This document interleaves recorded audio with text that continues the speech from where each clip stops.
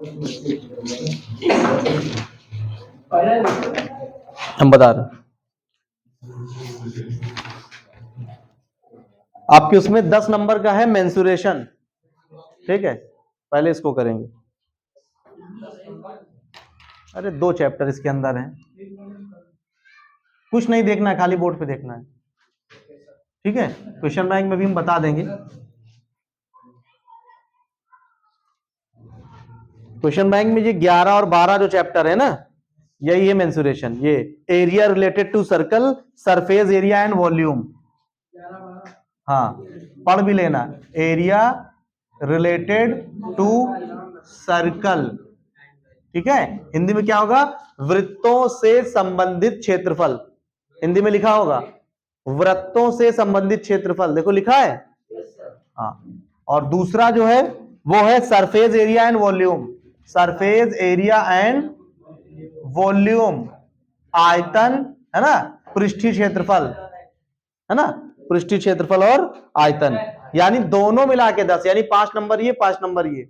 अब इसके अंदर एमसीक्यू भी है, वेरी शॉर्ट है, लॉन्ग है, सब तरह के क्वेश्चन बनेंगे, ठीक। 1 नंबर आपके मैथ में कितने तरह क्वेश्चन आप समझते हैं?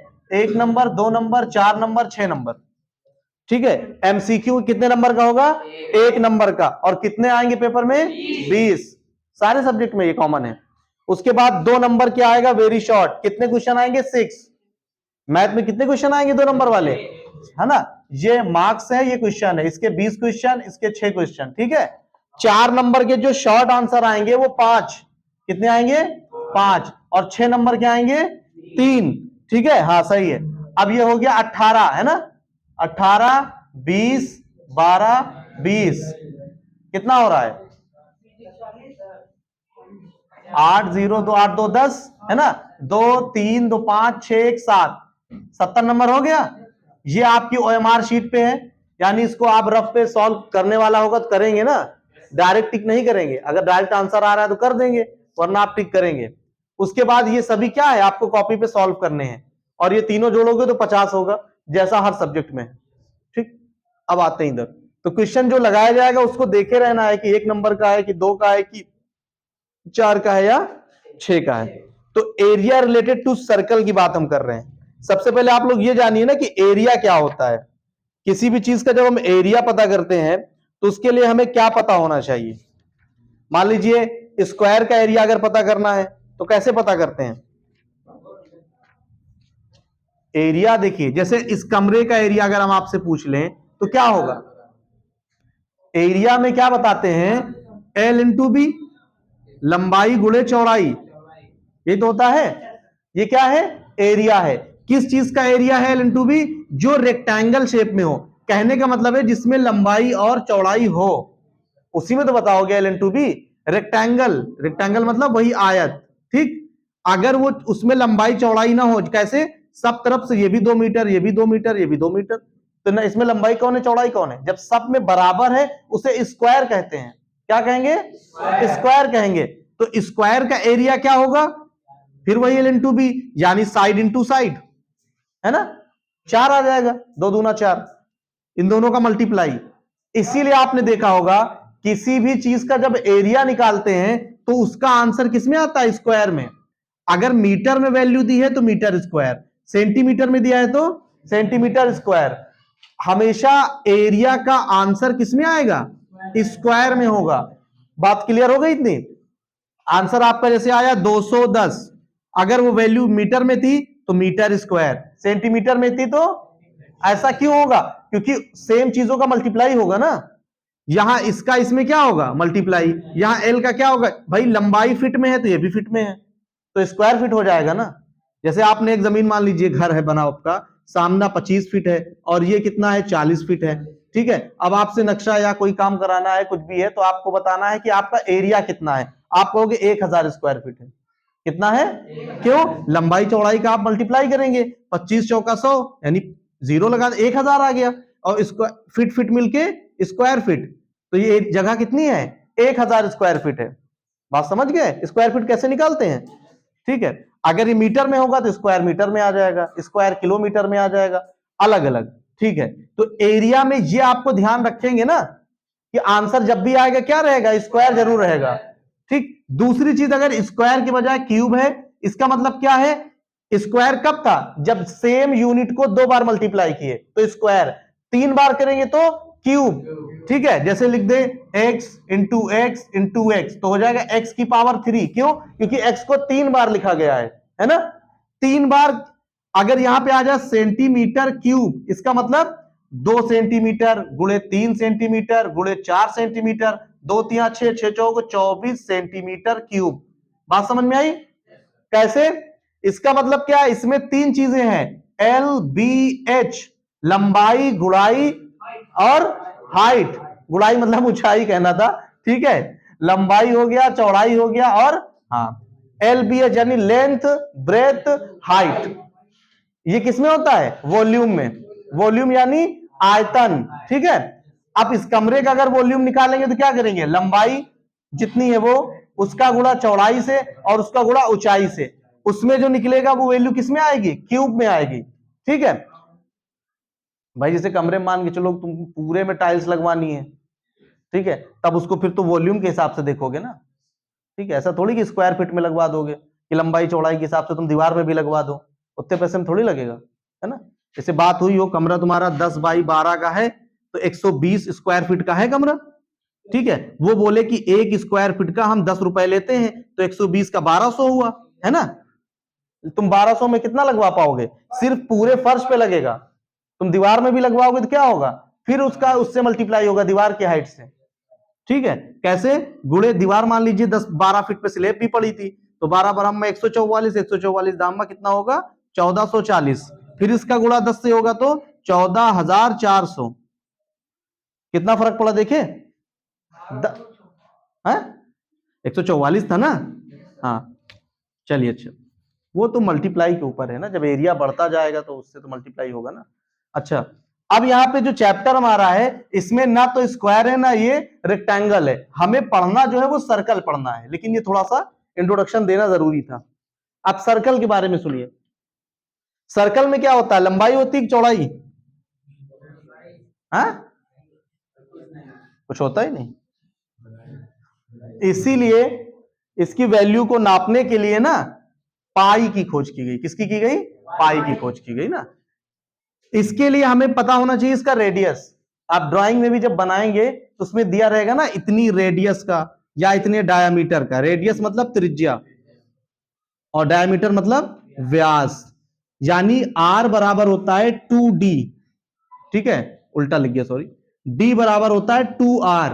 ठीक है, इसका मतलब क्या है, दो त्रिज्या मिलकर के एक व्यास बनाती हैं। व्यास क्या होता है, त्रिज्या का दुगना होता है। त्रिज्या को डबल कर दो क्या बन जाएगा, व्यास बन जाएगा। ठीक है, जैसे देखो, जैसे d बराबर दिया है 10, तो r बराबर क्या होगा, 5 ना। क्यों, क्योंकि डी आर का दुगना होता है, ये तो लिखा है डी क्या है, आर को डबल कर दो तो डी के बराबर। ठीक है ना, तो अगर यहां पे एक और बता रहे, अगर आर की वैल्यू 7 है तो डी की वैल्यू क्या होगी, क्लियर। डी हमेशा से, डी मतलब डबल समझ जाओ, डी हमेशा क्या होगा, डबल होगा, तो उसके साथ है ना डी क्या होगा, डबल वैल्यू रहेगी, तो आर हमेशा आधा रहेगा। ठीक है, जैसे डी की वैल्यू 20 दी है तो आर कितना होगा, 10। अब क्लियर हो गई बात, क्यों ऐसा क्यों बता रहे हैं, कुछ न्यूमेरिकल क्वेश्चन ऐसे हैं जिसमें व्यास दिया रहेगा, तो आपको उसको आर में कन्वर्ट करके लगाना है। बात समझ में आ गई। और किसी किसी में व्यास निकालो या त्रिज्या निकालो, ऐसा क्वेश्चन रहेगा।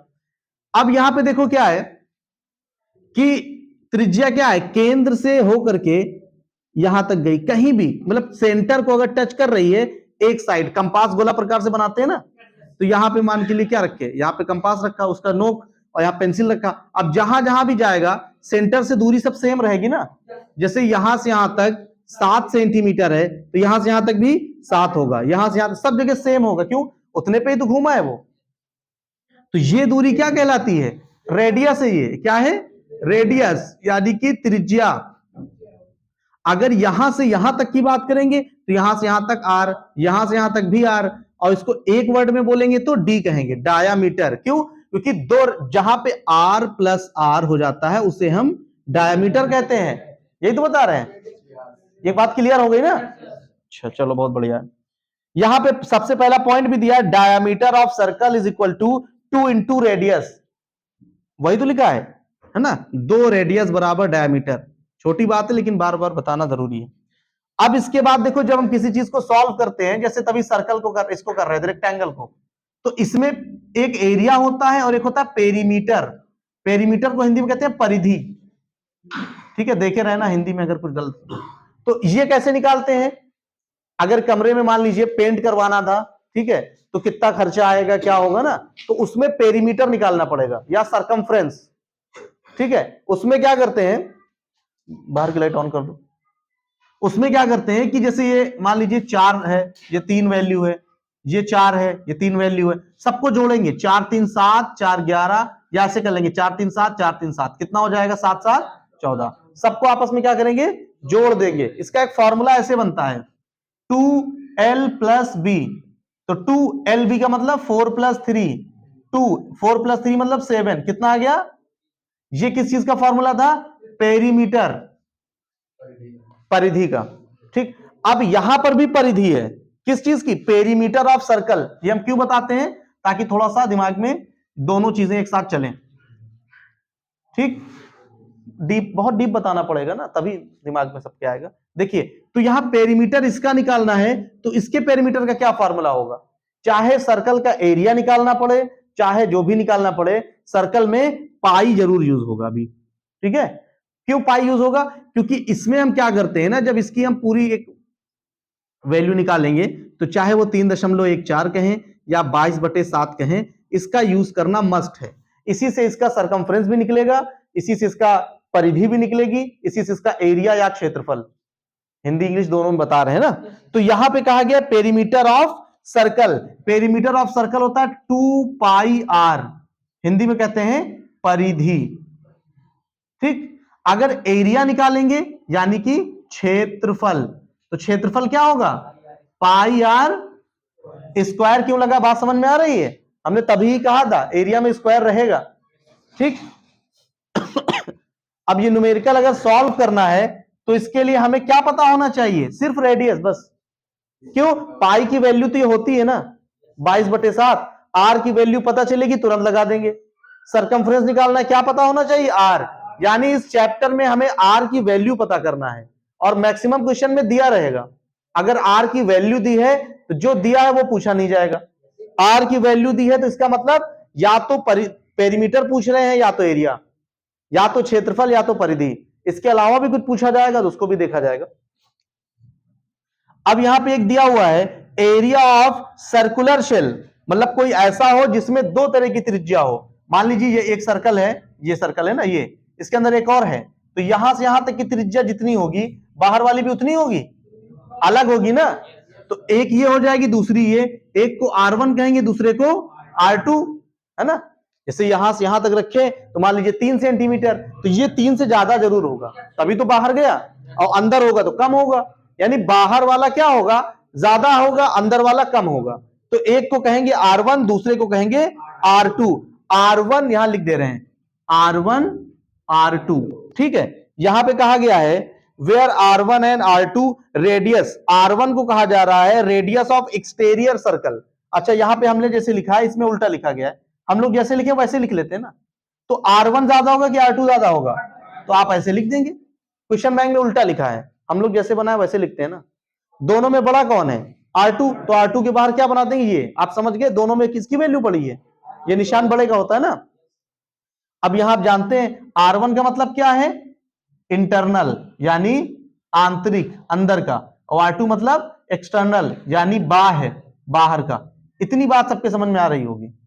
ठीक, जब इस तरह का सर्कल होगा तो वहां क्या ये वाला फार्मूला लगेगा, क्योंकि उसमें तो दो, इसमें तो एक ही रेडियस है, यहां 2 रेडियस है, तो इसके लिए फॉर्मूला थोड़ा सा अलग लगेगा। वो कौन सा होगा, वो भी पाई आर स्क्वायर है, लेकिन चूंकि इसमें आर के बजाय R1 R2 है, तो इसमें भी R1 R2 के लिए स्क्वायर लगेगा। लेकिन यहां पे क्या किया जाएगा, R1 माइनस R2। ठीक है, इसमें ऐसा फार्मूला दिया है, लेकिन हम लोग R1 माइनस R2 नहीं लिख सकते, क्यों, बड़े में से छोटा घटता है ना। तो हमने यहां बड़ा किसको लिया है, तो R2 माइनस R1 लिखेंगे। क्वेश्चन बैंक को कॉपी ना करना, बात समझ रहे हो, यानी जो वैल्यू बड़ी है उसमें से छोटी घटाएंगे। यहां लिखा है R1 माइनस R2, क्यों? क्योंकि इन्होंने R1 को बड़ा सर्कल माना है, हमने किसको बड़ा माना है? R2 को। ठीक है, हाँ, जो बड़ा उसमें से घटाना है। फार्मूला सेम है, देखो पाई आर स्क्वायर, आर की जगह क्या रखोगे? R2 माइनस R1 का होल स्क्वायर। ठीक, मान लीजिए कि ना एक सर्कल बनवाना है आपको, सर्कल बनाया, उसका एरिया निकालना है, तो ऐसे तो निकलेगा। ठीक, अच्छा, इसके बाद फॉर्मूले हैं सब, अभी फॉर्मूला बता रहे हैं। कोई फॉर्मूला ऐसा देखो अगला दिया होगा, डस्टर है,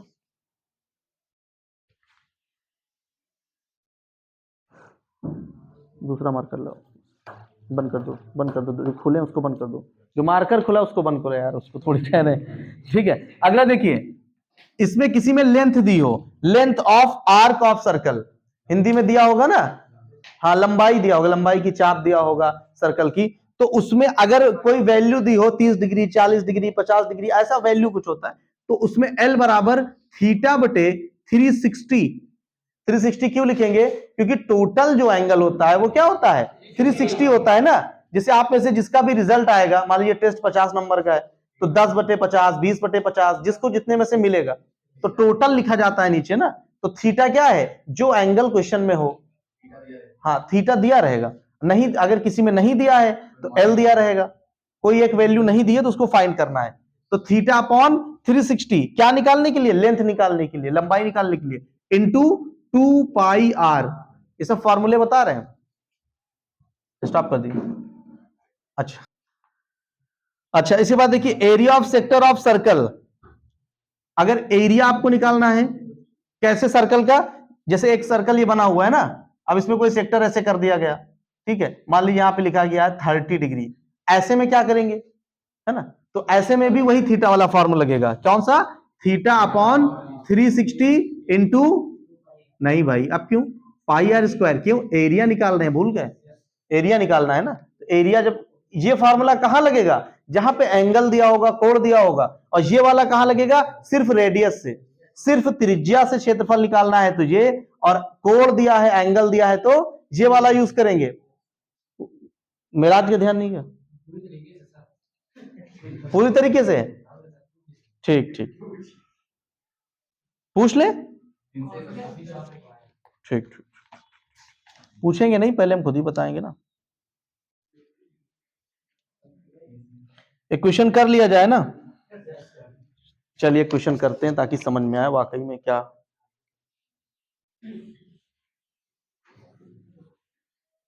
पहला क्वेश्चन देखो, क्वेश्चन ध्यान से सुन लो, पहले क्या है क्वेश्चन? कह रहा find the area of quadrant of circle whose circumference is 22 centimetre. अब हिंदी में सुनिए, ठीक है, हिंदी वाला एक निकाल लो, यहां पे हो, है ना। एक सर्कल है, कहां पे है? सेम क्वेश्चन है हिंदी वाले में अलग अलग है। अच्छा, दिया है एक वृत्त जिसकी परिधि 22 सेंटीमीटर है। एक सर्कल है जिसकी परिधि, परिधि क्या है? ये जो अभी भी देखो लिखा हुआ है ना, तो इस क्वेश्चन में P बराबर क्या दिया है? 22 सेंटीमीटर। इतना समझ गए? क्वेश्चन फिर से सुनो, एक वृत्त जिसकी परिधि 22 सेंटीमीटर है, जिनका हिंदी में वो लिख सकते हैं परिधि, ठीक है, परिधि बराबर दोनों में से एक लिखना है, ठीक। अच्छा, आगे क्या है? तो उस वृत्त के चतुर्थांश का क्षेत्रफल ज्ञात कीजिए। किसका क्षेत्रफल? आप इसी को इंग्लिश में सुन लो क्या कह रहे हैं, क्वाड्रेंट। क्वाड्रेंट समझते हो क्या होता है? हाँ, नहीं समझते हो? देखो, कोई चीज आप खा रहे हैं ना, जैसे कोई होटल पे, ठीक है, या तो फुल प्लेट या तो हाफ प्लेट, हाफ का भी हाफ होता है, क्या बोलते हैं? क्वार्टर। सुने हैं ना? जो सुने हो, क्वाड्रेट का मतलब क्या होता है? एक का कौन सा हिस्सा? चौथा हिस्सा। फुल है तो एक, आधा है तो एक का आधा, 1/2, एक को 2 जगह बांटा, और क्वाड्रेट है तो एक को 4 जगह बांटा, तो 1/4। और निकालना क्या है? क्वाड्रेट यानी चतुर्थांश क्षेत्रफल। नॉर्मल क्षेत्रफल क्या होता है? पाई आर स्क्वायर। इसमें क्या चेंज कर दिया गया है? चतुर्थांश निकालना है, यानी ये निकालना है। फॉर्मूला वही है, अगर कहे आधा क्षेत्रफल निकालो तो 1/2 कर दो। यहां पे कह रहा है क्वाड्रेंट निकालो, चतुर्थांश हिंदी में है ना, चौथा, तो चतुर्थांश ऐसे निकाल देंगे। ये बात समझ में आई? अब यहां पे आर दिया है, नहीं दिया, ये भी तो दिक्कत है, तो कैसे करेंगे इसको? निकालो, क्वेश्चन फिर समझो एक बार। कह रहा find the area of quadrant of circle whose circumference is 22 centimetre. तो पहले हम इसमें आर निकालेंगे, बाद में कुछ करेंगे। चलो आर निकालते हैं। ये आप जान रहे हैं ना कि जो 22 है ये क्या है, 2 पाई आर है। 2 पाई आर को मिला के क्या आ रहा है, तो इसमें आर की भी कुछ वैल्यू होगी ना। तो अगर ऐसे इसी में से आर निकालना है हमको, इस आर को निकाल करके यहां रखेंगे, समझते रहो। इस आर को निकाल करके आर की पहले वैल्यू पता कर ले कितना है। ये दोनों की वैल्यू हमको पता है, आर कुछ है जो इन सबको मल्टीप्लाई कर देता है तो 22 आ जाता है। तो देखते हैं आर कितना है। हम पहले क्या करेंगे, आर बराबर 22। आर बराबर क्या लिखा है, लिखा है ना। और आर के साथ क्या था, इधर मल्टीप्लाई कर रहा है, उधर जाएगा तो क्या करेगा, डिवाइड करेगा, जाहिर है ना। एक तो ये हो गया। अगर 2 से हम इसको कैंसिल कर देंगे तो फिर तो ऊपर 11 बचेगा। हम पहले पाई की वैल्यू रख लें, है ना। देखो इसको ऐसे भी लिख सकते हैं, 2 डिवाइडेड 2 पाई लिख सकते हैं कि नहीं। और भी समझ जाओ, 2 डिवाइडेड 2 पाई को क्या लिख सकते हैं, 2 22/7 लिख सकते हैं ना। आर बराबर 22 पाई को इसको क्या बना देंगे, मल्टीप्लाई। अच्छा ये 22 दूना क्या होता है, ऊपर 44 से नीचे, यही लिखा है ना। बहुत इजी समझा रहे हैं, लेकिन उसमें कंफ्यूज हो गलत कर दोगे। 44 बटे भाग को क्या बना दिया, गुणा। भाग गुणा बनता है तो आगे की चीज पलट जाती है। तो 44 ऊपर था 7 नीचे, अब पलटेगा तो क्या होगा, 7 ऊपर, ठीक है। अच्छा अब 22 से 44 काट देंगे, 22 दूना 44। आंसर देखो इसमें जो आर आया है, आर आया है 7/2, यानी कह सकते हैं 3.5। लेकिन ध्यान रखना 7 अगर आए ना तो ये सब रोके रहना सवाल में, 7 के पहाड़ा में जो चीज है, क्यों, क्योंकि 22/7 इसके अंदर भी रहता है ना, तो काटने में आसानी रहती है, सवाल आसानी से कट जाता है। तो इसको 3.5 ना लिखना, 3.5 भी कट जाएगा 7 से, 7 × 5 = 35, 0.5 आएगा, है ना। लेकिन ये समझ में आया और कैसे आया, ये समझ में आएगा तो ना। बहुत ज्यादा इजी है, क्लास में क्वेश्चन बैंक में कहीं से करोगे नहीं समझ पाओगे, क्यों, क्योंकि ये पलटा कैसे, इसमें कंफ्यूजन है ना। देखो 22 की जगह 22 रखे, आर बराबर क्या लिख दिया, 22, आर बराबर 22। जो इधर की तरफ गुणा कर रहा था उधर भाग करेगा, तो भाग की जगह भाग बनाया, नीचे लिखा नहीं। बड़े आपकी क्लास में नीचे लिखा जाता है, हमने भाग बना दिया। भाग के आगे क्या लिखा था, 2 लिख दिया। पाई की जगह क्या आ गया, 22/7। ये 22/7 क्यों आया, क्योंकि पाई की वैल्यू होती है, अच्छा जहां पाई देखो 22/7 लिख देना, ठीक। हाँ हाँ वही चीज है, दोनों वही है, मगर कुछ क्वेश्चंस में यही रखना जरूरी है ताकि कट जाए ना, क्योंकि 3, हाँ हाँ हाँ देखो बात समझो, अच्छा भाई कंफ्यूज ना हो। तो ये क्या किया हमने, 22 तो 22 था, भाग को गुणा बना दिया। भाग गुणा बनाया तो आप सबको पता है पलट जाएगा, 7 नीचे था ऊपर चला गया, 22 दूना 44 नीचे आ गया। इतना समझ, 22 से गुणा में कट जाता है ना तिरछा, ऊपर नीचे तिरछा गुणा में सब कटता है। तो 22 दूना 7/2, और ये कोई वैल्यू है सेंटीमीटर ना, तो ये भी क्या है 7/2 सेंटीमीटर, ये रेडियस आ गया। अब ये रेडियस कहां रखेंगे, यहां पर, फार्मूला ये है ना। देखो फार्मूला तो ये है, पाई आर स्क्वायर।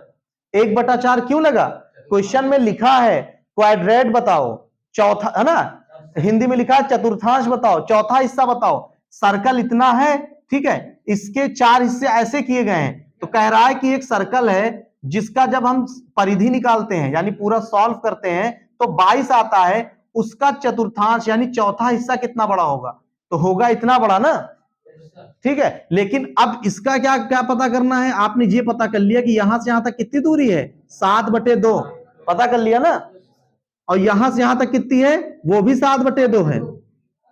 बात समझ में आ रही है। लेकिन इसमें अगर ये सर्कल वो होता, स्क्वायर होता, तो दोनों का गुणा कर देते, साइड इंटू साइड। रेक्टेंगल होता यानी आयत होता तो तब भी दोनों का गुणा कर देते, L इंटू बी। लेकिन ये क्या है, ये त्रिभुज भी नहीं है, वरना त्रिभुज का एरिया होता है ½ BH। लेकिन ये सर्कल है तो सर्कल के तरीके सॉल्व करेंगे ना। तो सर्कल के लिए फार्मूला क्या लगता है, पाई आर स्क्वायर। ये क्यों लगा रहे हैं, बात दिमाग में बैठा लो, क्योंकि चौथा हिस्सा की बात हो रही है, ठीक। 1/4 4, पाई की जगह 22/7, आर की जगह क्या रखेंगे शाबान? कहां लिखा है इसमें बताओ? 7/2 का क्या मतलब होता है? नहीं वो तो ठीक है, 7/2 क्या है? यानी 7 रुपए 2 लोगों में बटा, यही तो लिखा है 7/2। तो 7/2 कितना होगा? 7 रुपए 2 लोगों में बांटो, कितना कितना आएगा? सीधी सी बात है ना, कितना आएगा? इसका मतलब 7 को 2 में बांटना है कि 2 को 7 में बांटना है, ये बताओ। 7 को 2 में ना, ठीक समझ गए, बैठो। 1/4 पाई की वैल्यू, आगे आर की वैल्यू क्या लिखेंगे? 7/, स्क्वायर लगाएं कि 2 बार लिखें? 2 बार में समझ में आता है ना, 2 बार लिखेंगे 7/2। अब देखो ये 7 से ये 7 कट गया, ठीक। अब ये 2 से इसको काटेंगे, क्या आ जाएगा? 11। 2 से 22 कटेगा, क्या आएगा? 11। अब ऊपर बचा 1 गुणे 11 गुणे 7, है ना, 1 बचा है, 11 बचा है, और दिख रहा है कि नहीं सबको? और नीचे क्या बचा है देखो? 4 बचा है और 2, 4 दूना, ऊपर आ गया 77, और नीचे नहीं भाई 4 भी तो है, अच्छा 8 टोटल आया था। 4 गुणे 2, कोई 8 बोला तो हम 8 ही लिख दिए।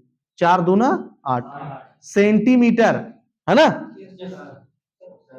है आंसर ये नहीं आ रहा है? हाँ आया तो रुक जाओ रुक जाओ रुक जाओ, सेम यही रहेगा, कुछ चेंज होगा इसमें? भाग तो करेंगे, कमी क्या है इसमें? हाँ स्क्वायर, यहां क्या लगेगा?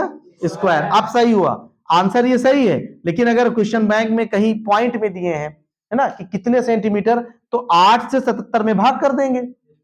8 का पहाड़ा पड़ोगे, 77 आए, 77 से कम आए, कितनी बार जाएगा? 8 9 72। अब 77 के नीचे 72 लिखा है, लिखने की जरूरत नहीं है, दिमाग लगा के समझो।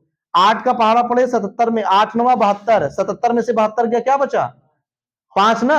8 का पहाड़ा 5 में पढ़ सकते हैं? नहीं पढ़ सकते हैं। यहां दशमलव लगाएंगे, वो 5 क्या बन जाएगा? 50 बन जाएगा। अब 8 का पहाड़ा पढ़ो कि 50 आए, 8 छंग 48, 50 में से 48 गया, फिर दशमलव मान लिए, वो 2 20 बन गया।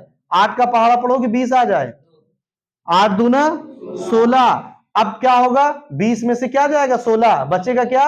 4, दशमलव लगाएंगे 40 बन जाएगा। 8 पंजे सेंटीमीटर स्क्वायर। ये और ये दोनों एक ही चीज है, बुक में आपके ये वाला आंसर दिया है, ठीक। ये कैसे आया समझे? भाग करके, दोनों सही है, ये भी सही है, ये भी सही है। हाँ स्टॉप करो स्टॉप करो स्टॉप करो।